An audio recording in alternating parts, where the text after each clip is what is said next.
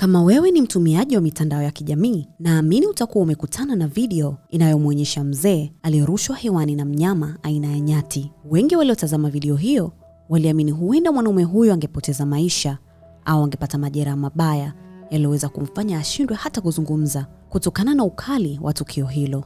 Kama ulikuwa unajiuliza kinachoendelea kuhusu mkasa huo, basi fahamu kuwa mwanaume huyo anaitwa Carl Isom McDaniel mwenye umri wa miaka 65 ambaye ameanza kuzungumza akiwa hospitalini baada ya kurushwa takribani futi 8 hewani na nyati katika hifadhi ya taifa ya Yellowstone nchini Marekani mapema mwezi huu. Akiwa kitandani hospitalini katika jimbo la Montana, Carl amesema tukio hilo lilitokea kwa haraka sana kiasi kwamba hakupata nafasi ya kujinusuru, akisisitiza kuwa nyati wana uwezo wa kukimbia kwa kasi kuliko watu wengi wanavyodhani. Kutokana na shambulio hilo, Carl alivunjika mfupa wa paja katika sehemu 4 na kufanywa upasuaji wa dharura. Madaktari wamesema hali yake inaendelea kuimarika huku akitarajiwa kuendelea na matibabu na mazoezi ya kurejesha uwezo wa kutembea.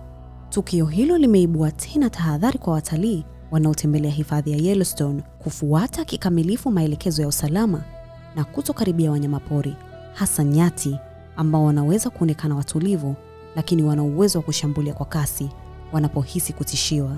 Maafisa wa hifadhi hiyo wameendelea kusisitiza kuwa wageni wanapaswa kudumisha umbali salama wanapowatazama wanyamapori ili kuepusha ajali zinazoweza kusababisha majeraha makubwa au hata vifo. Mimi ni Mwantu Mkwawa. Hizi ni ripoti za kimataifa. Millard Ayo.